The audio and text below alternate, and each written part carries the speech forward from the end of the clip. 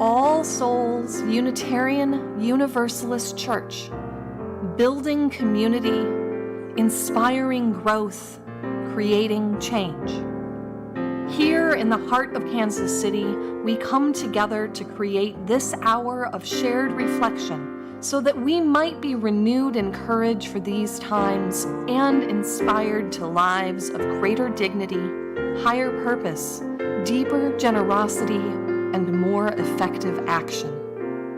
May the words and music and images that we offer today nourish our best selves, calling forth abundant wisdom and love, a love that has the power to overcome both loneliness in the heart and oppression in the world. Welcome to our service. Arise, O souls,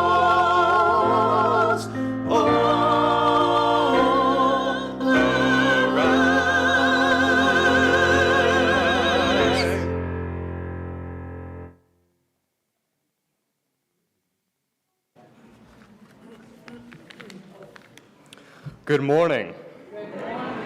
My name is Sean, and I am a member of All Souls. And whether you are here in the room with us right now or you are watching online, thank you. We are glad that you are here today.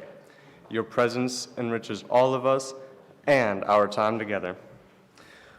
For those that don't know, we are a Unitarian Universalist congregation. You see, our tradition, it's like this big tent, right? But there's enough room for all the beliefs and all the approaches to the questions that matter. And it's our values of inclusion, compassion, and justice that are strong. We seek to build this beloved community, making room for everyone and creating a world where everyone's needs are met. And you may be new here this morning. Welcome. We know that your first time attending a church, you may want to keep a low profile and just check things out quietly. That's great. We are glad that you are here. But if you are a member and you'd be willing to talk to and introduce yourselves to any new visitors here, could you please raise your hand alongside me? See, that's great. If you are a visitor, please talk to any one of these guys. They'd be happy to talk to you. Whoever you are, whomever you love, and wherever you are on your spiritual journey, you are welcome here. And whether you come with laughter in your heart or tears, you are welcome. You are invited to join us with an open mind, a loving heart, and willing hands. We welcome you today.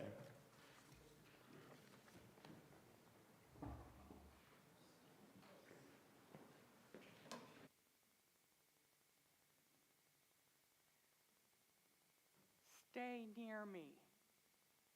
Speak my name. Oh, do not wander by thought's impulse, heart's motion. From the light we kindle here, you are my sole defender, as I am yours in this precipitous night, which over earth till common landmarks alter is falling, without stars and bitter cold. We here have only our burning selves for shelter. Huddle against me, give me your hand to hold. So might two climbers caught in mountain weather on a high slope and taken by the storm, desperate in the darkness, cling together under one cloak and breathe each other warm. Stay near me, spirit perishable as bone, in no such winter can survive alone. We gather this morning, as we do each week, knowing that spirit is a perishable and fragile part of what makes us each who we are. So we come together to kindle this chalice flame that we might be warm together and illuminate our path into the future. We also know that there are many ways of expressing love, and one of them is to support our dear ones who face challenges of mobility and of their body's function, and making them as comfortable as they can be in our place of gathering and our ways of gathering. Several years ago at our General Assembly, Unitarian Universalists from across the country sang a modern hymn that originated with some of our social justice activity, and we had t-shirts. The hymn was called Standing on the Side of Love, and all the bright yellow t-shirts all said Standing on the Side of Love. Some of you probably still have one, yeah? I do.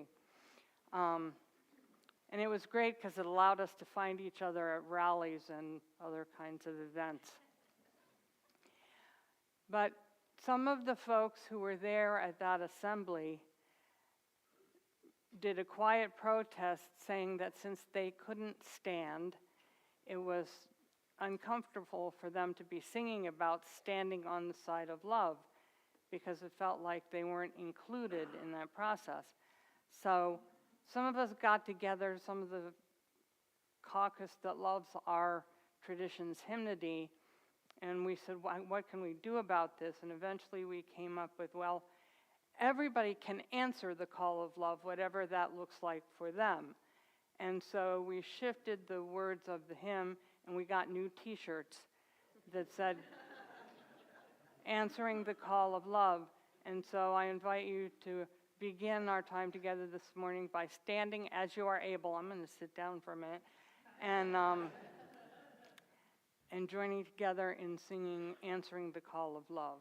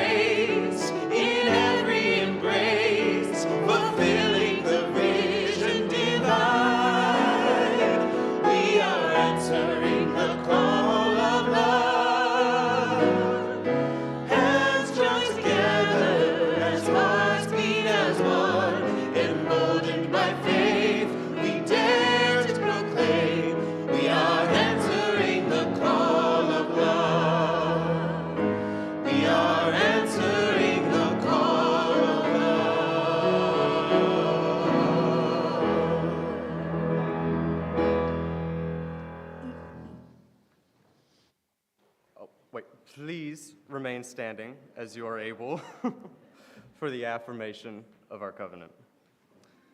Together we affirm, goodwill is the spirit of this church, and service is its law. This is our great covenant, to dwell together in peace, to seek the truth and love, and to help one another. You may be seated. Now I'd like to invite you to sing our children off to their classes.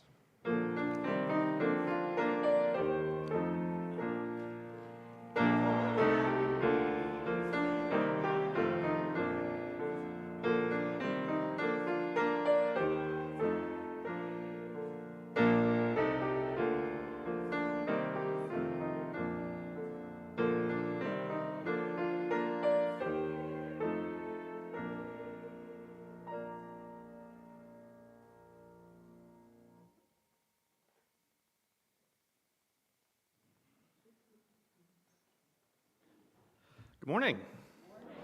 My name is Russ Feldhausen, and I am honored to be a member of the Board of Trustees of this church. And it is my honor this morning to do the invitation to the offering. As I think about what's going on in the church right now, we're at a time of great change, which it feels like we've been there for probably the last 5 years, but we're still there. And I look at the side of the church right now, and I see this wonderful timeline where we are collecting memories of the history of the church. And so I did some looking, and I found this great writing of an invitation to the offering done by Alice Anachek and Nasseman, thinking about our church ancestors.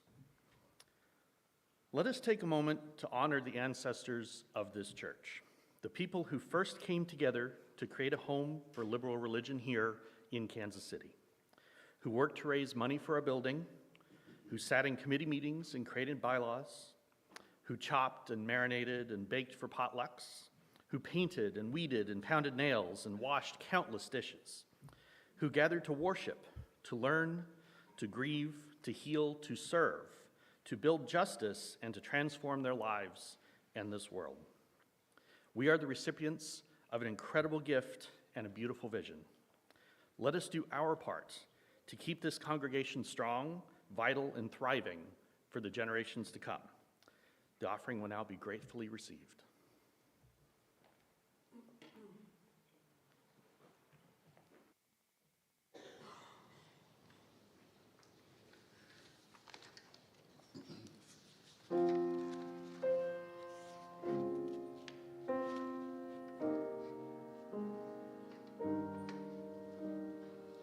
In the midst of pain, I choose love. In the midst of pain, I choose love. In the midst of pain, sorrow falling down like rain, I await the sun again. I choose love. I choose love.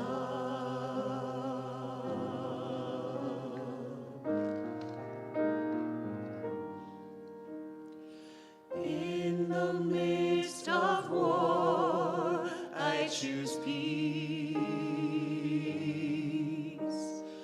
In the midst of war, I choose peace. In the midst of war, hate and anger keeping score, I will seek the good once more. I choose peace. I choose peace.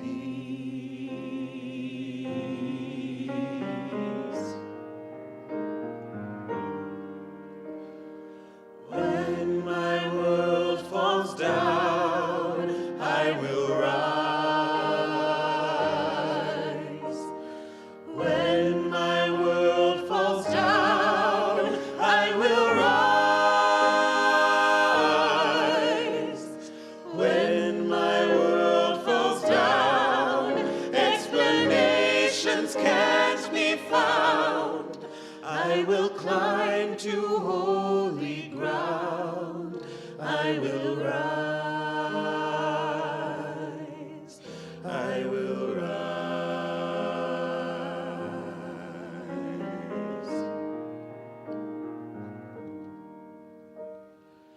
In the midst of pain, I choose love. In the midst of pain, I choose love. In the midst of pain, sorrow falling down like rain, I await the sun again. I choose love. I choose love.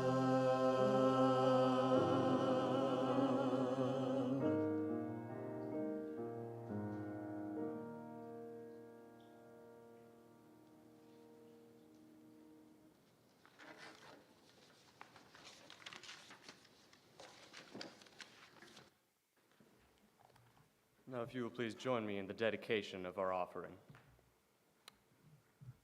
We dedicate our offerings and our actions to the mission at the heart of this congregation, to build a respectful, caring community, to inspire personal and spiritual growth, and to create change toward a just and compassionate society.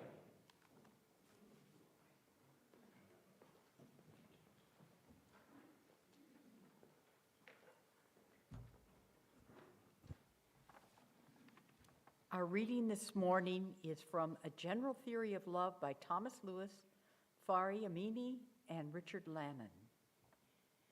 Since the dawn of our species, human beings in every time and place have contended with an unruly emotional core that behaves in unpredicted and confusing ways. Science has been unable to help them. The Western world's first physician, Hippocrates, proposed in 450 BC that emotions emanate from the brain. He was right, but for the next 2,500 years, medicine could offer nothing further about the details of emotional life. Matters of the heart were matters only for the arts: literature, song, poetry, painting, sculpture, dance, until now. The past decade has seen an explosion of scientific discoveries about the brain, the leading edge of a revolution that promises to change the way we think about ourselves, our relationships, our children, and our society. Science can at last turn its penetrating gaze on humanity's oldest questions.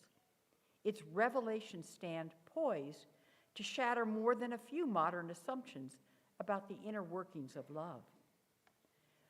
Traditional concepts of the mind hold that passion is a troublesome remnant of humanity's savage past, and that the intellectual subjugation of emotion is civilization's triumph.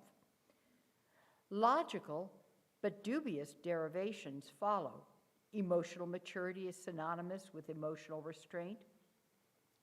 Schools can teach children missing emotional skills just as they impart the facts of geometry or history.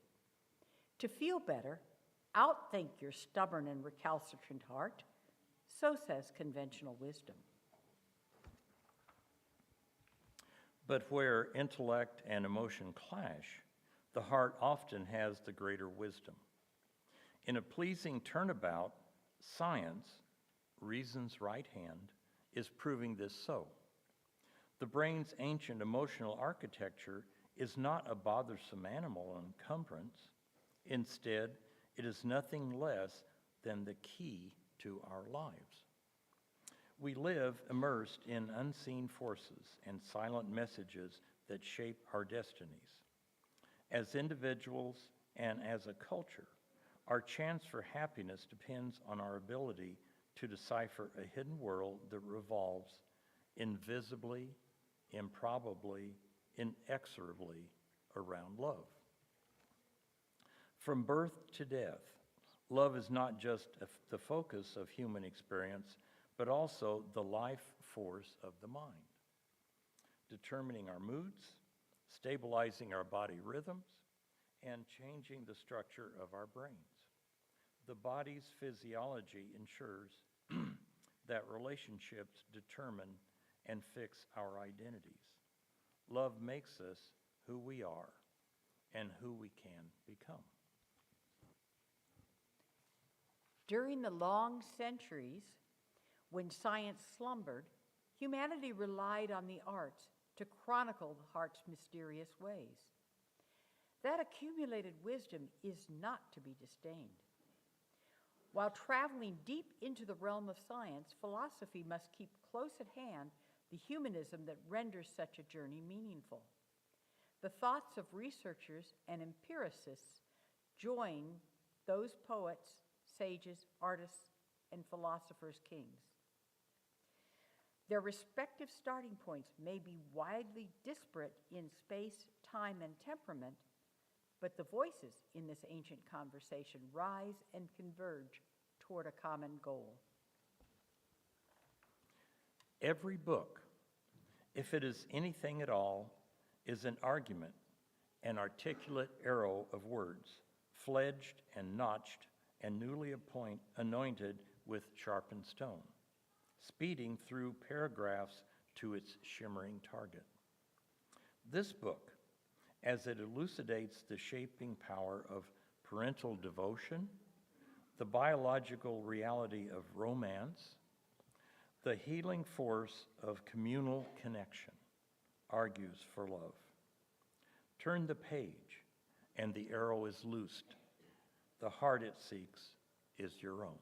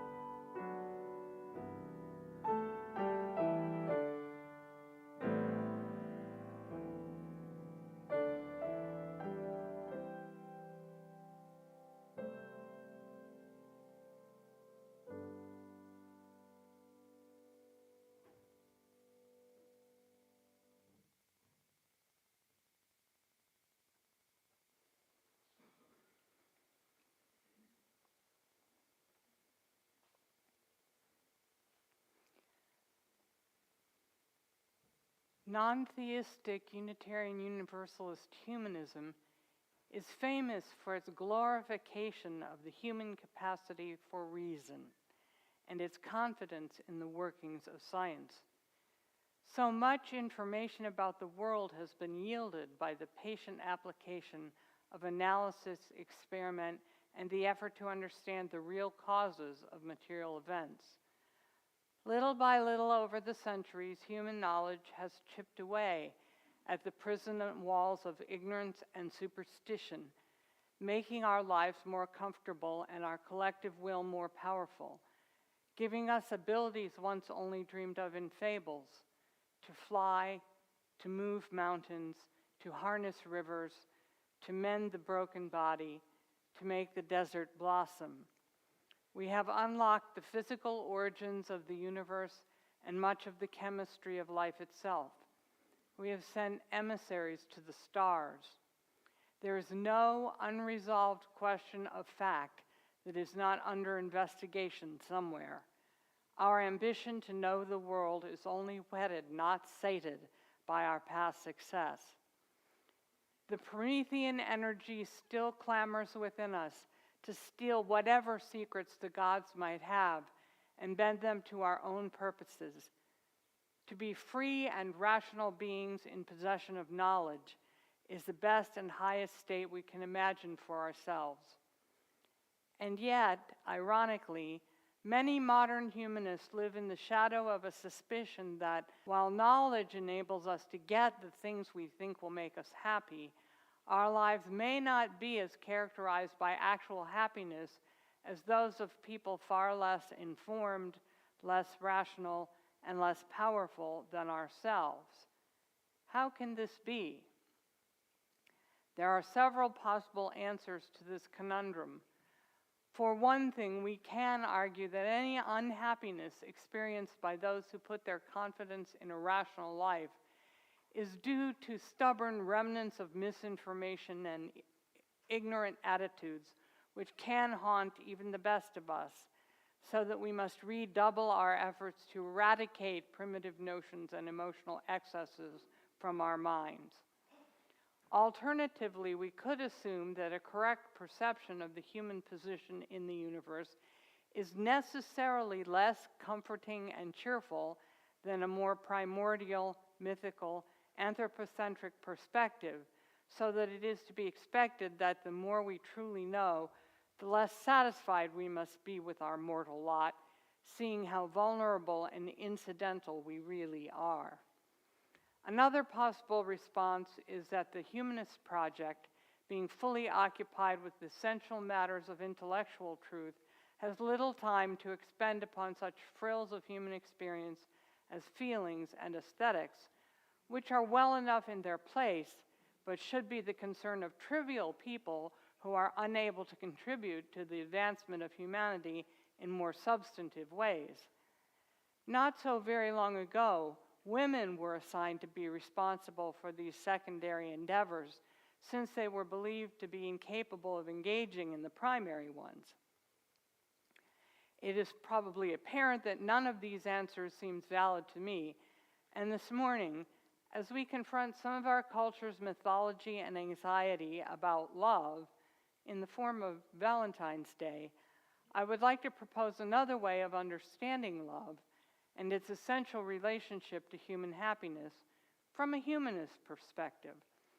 My theory is based upon an elegant little volume entitled A General Theory of Love. Its three primary authors, Thomas Lewis, Fari Amini, and Richard Lannon, are all MDs and professors of psychiatry, representing different generations of psychiatric theory and training, who have collaborated to construct a more thorough understanding of human emotional attachment and health than any of them was offered in the course of their own education.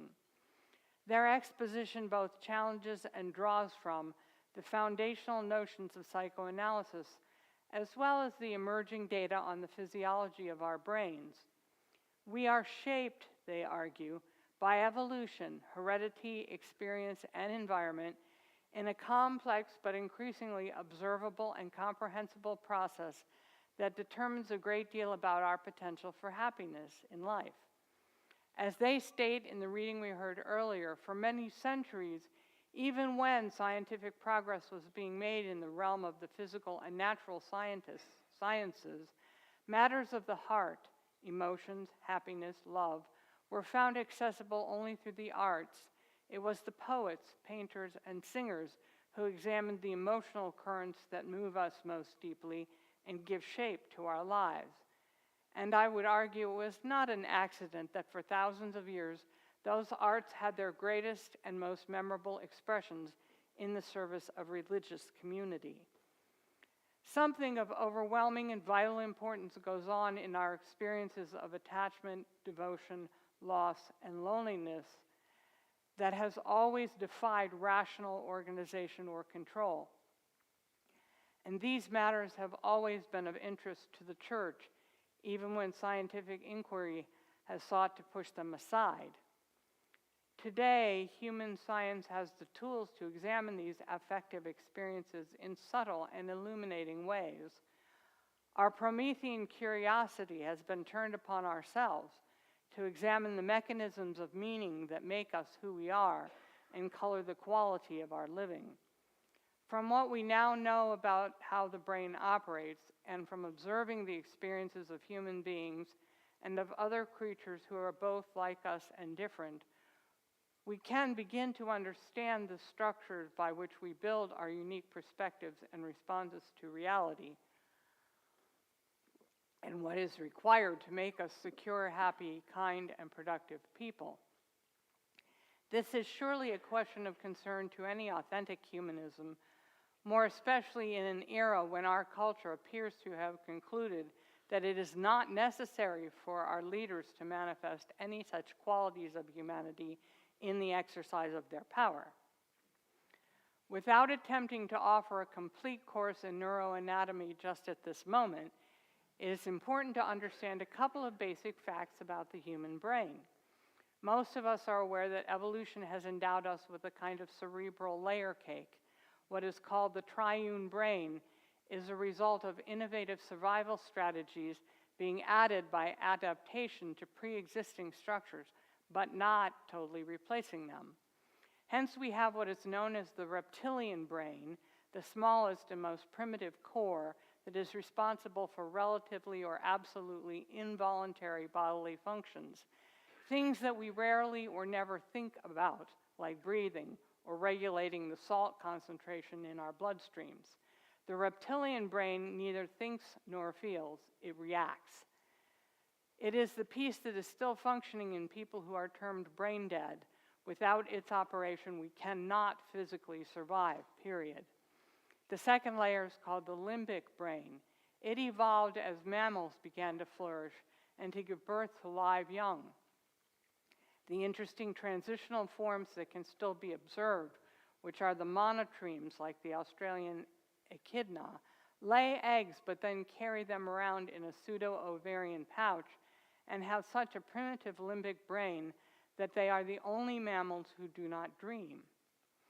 The limbic brain enables not only dreaming, but also the nurture and defense of offspring and the variety of non-instrumental behaviors that we group under the rubric of play.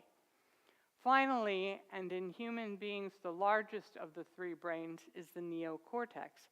This is the layer that is responsible for abstract thought, for speaking, reasoning, planning, conscious motor control, symbolic representation, problem solving, and reflective self-awareness. We know these things about the neocortex because certain areas of it can be damaged by trauma or disease, affecting particular abstractive skills, but leaving the rest of a person's survival and feeling mechanisms functioning perfectly well. Humanism is the theological champion of the neocortex. The values that it affirms, like reason, truth, freedom, justice, and tolerance, are functions of the capacity for abstract thought and self-reflection. It is a common proposition of Western Enlightenment thinking that if we could just complete the process of suppressing the reptilian and limbic brains with their primitive functions and irrational demands, and live entirely in the light of our neocortical processes, we would both realize our highest human potential and experience our greatest possible happiness.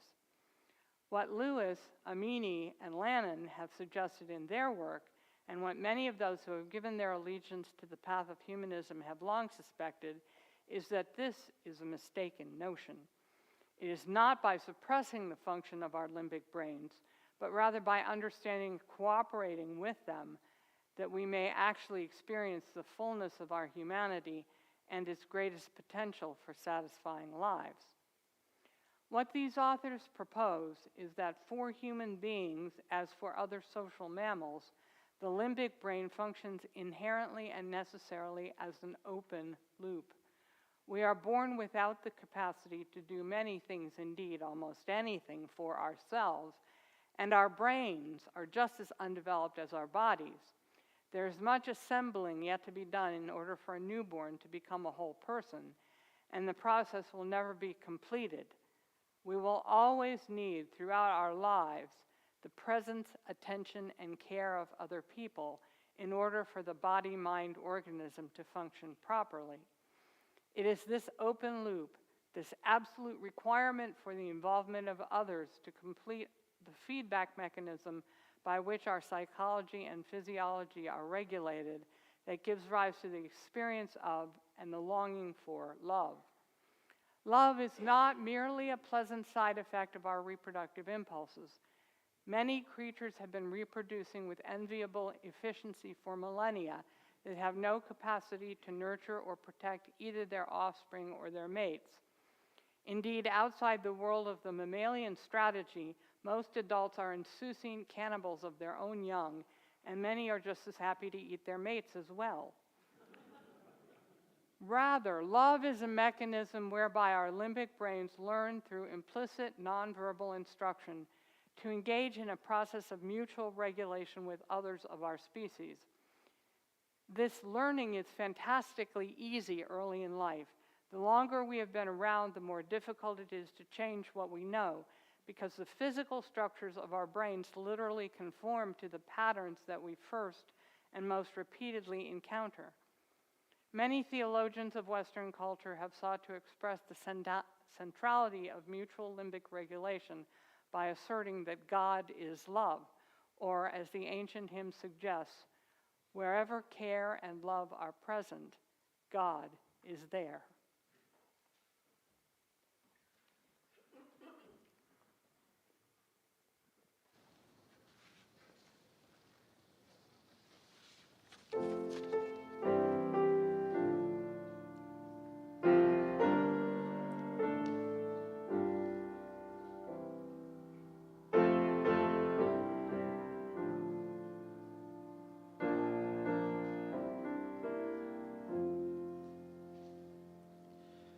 Ubi caritas et amor, ubi caritas Deus ibies, ubi caritas et amor, ubi caritas Deus ibies. Where charity and love are, there God is. Love and good will have gathered us into one flock. Let us exult and be joyful in community. Let us stand together in awe of the creative power of life. And from a sincere heart, let us love one another and love the truth. Ubi caritas et amor, ubi caritas Deus ibies. Where charity and love are, there God is. Therefore, whensoever we are gathered as one, let us beware, lest we be divided in mind. Let malicious quarrels cease, let strife give way, and in the midst of us be our shared vision of the common good. Ubi caritas et amor, ubi caritas Deus ibies. Where charity and love are, there God is. Together, also with the wise and the compassionate, may we see gloriously the web of all creation reflected in one another, a joy which is immense and proved through infinite ages of time. Amen. Ubi caritas et amor, ubi caritas Deus ibies.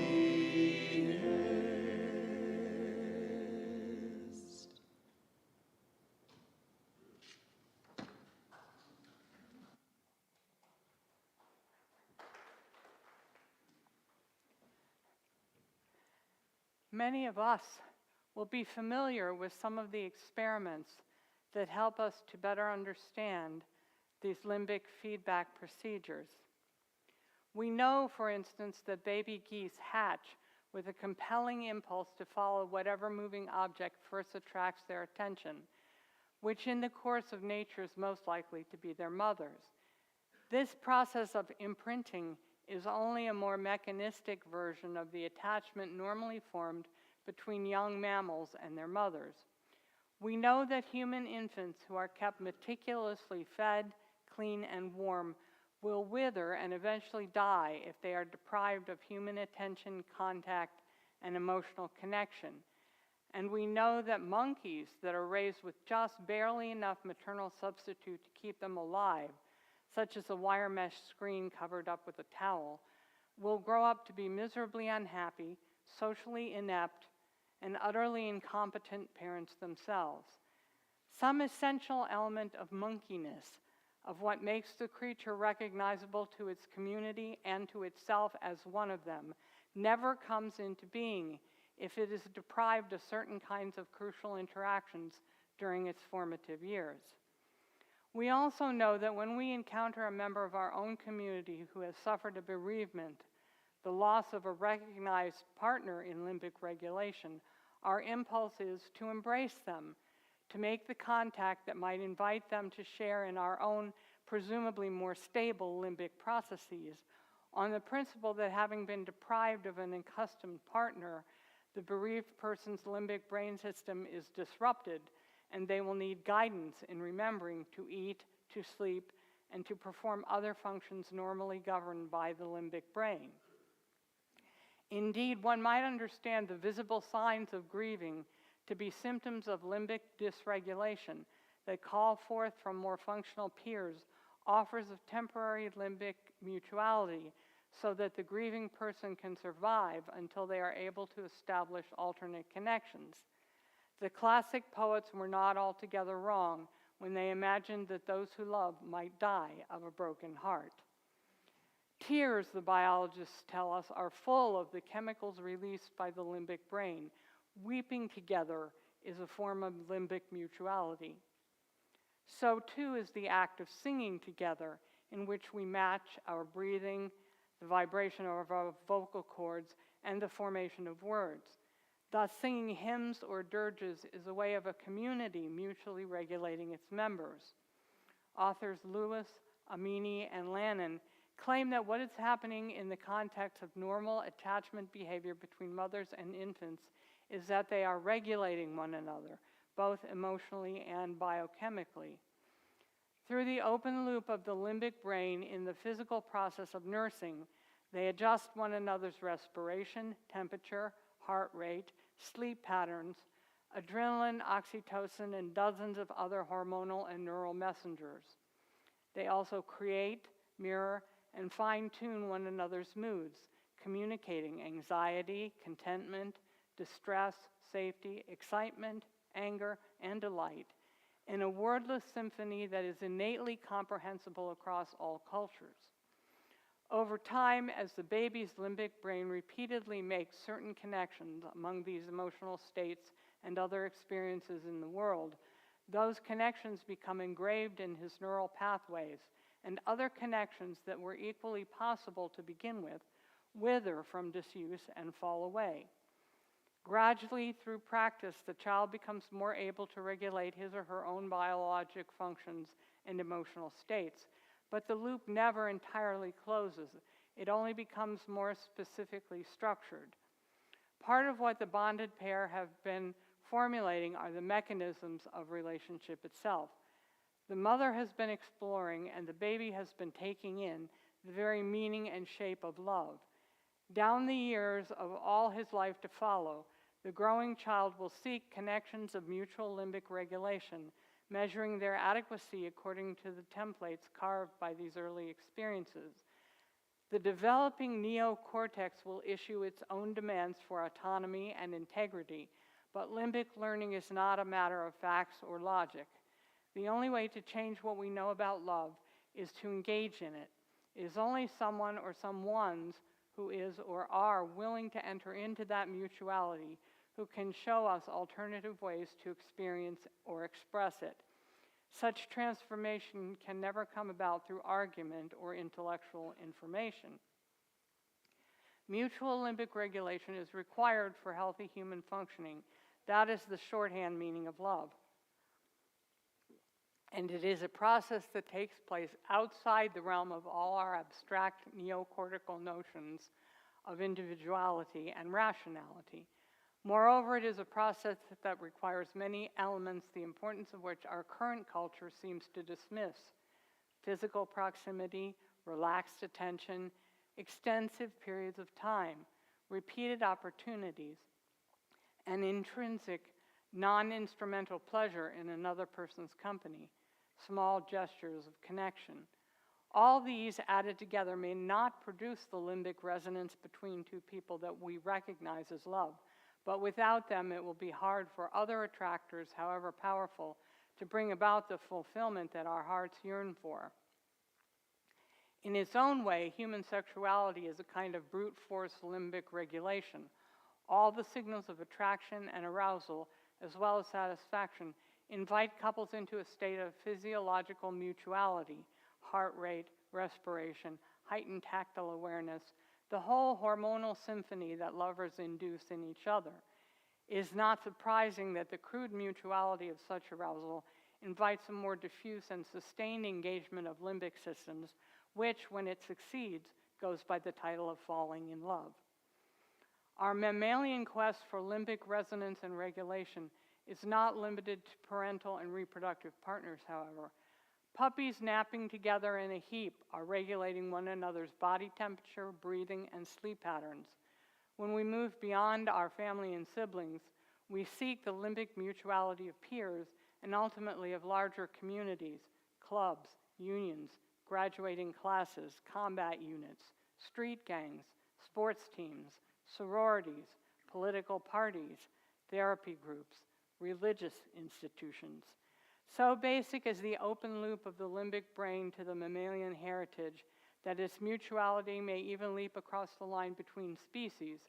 It is not an accident that people who have beloved pets live longer, or that petting a dog or cat can have the effect of reducing one's blood pressure. These impulses to affiliate, to touch, to gaze into another's eyes and know oneself as seen are not merely pretty distractions from the main business of our rational individuality.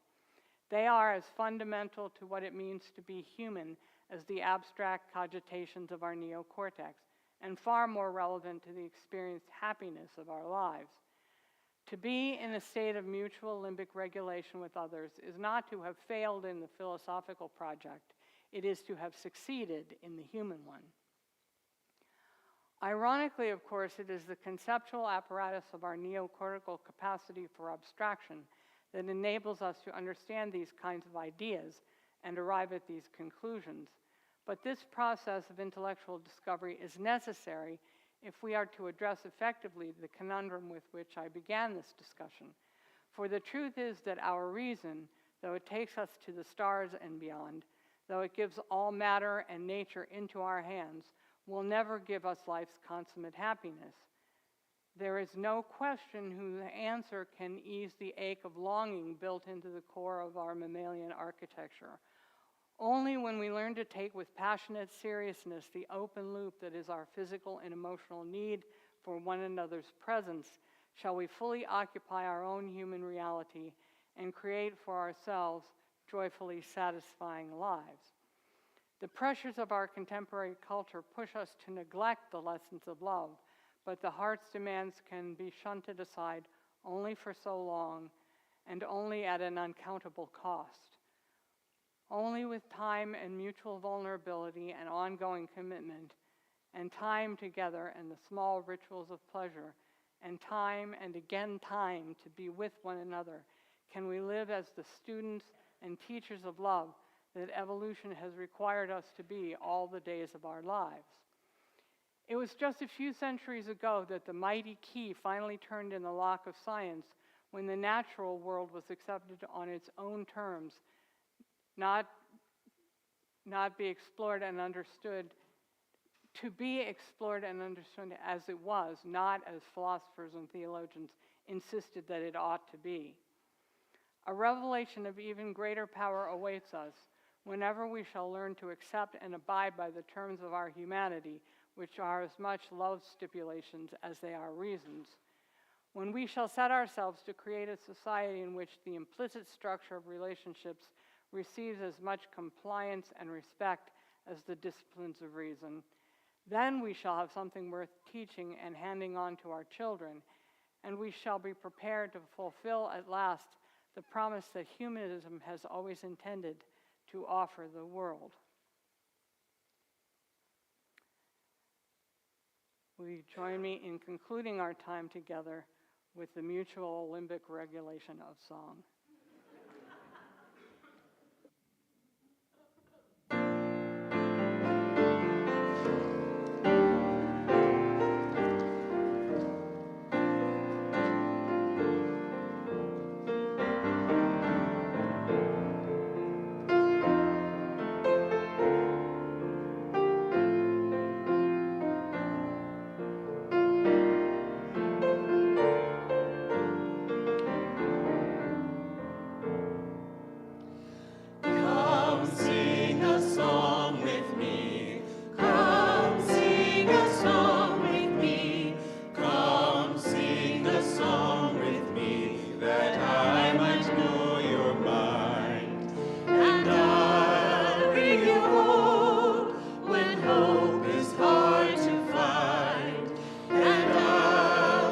song of love and a rose in the winter tide.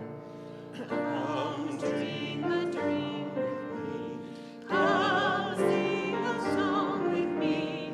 Come sing a song with me, that I might know your mind. And I'll bring you hope when hope is hard to find. And I'll bring a song of love and a rose in the winter time. Come sing a song with me. Come sing a song with me. Come sing a song with me, that I might know your mind. And I'll bring you hope when hope is hard to find. And I'll bring a song of love and a rose in the winter time.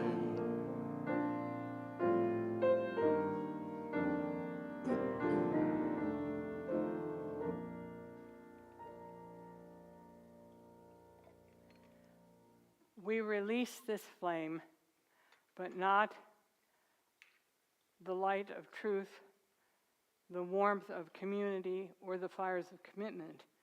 For all of these, we send forth into the world outside these walls and carry in our minds and hearts until we shall be together again. Love is not all. It is not meat or drink or shelter or roof against the rain, nor yet a floating spar to those that sink and rise and sink and rise and sink again. Love cannot fill the thickened lung with breath, nor cleanse the blood, nor set the fractured bone. Yet many a soul is making friends with death, even as I speak, for lack of love alone. It well might be that in some difficult hour, pinned down by pain and moaning for release, or nagged by want past resolution's power, I might be driven to sell your love for peace, or trade the memory of this place for food. It well might be. I do not think I would.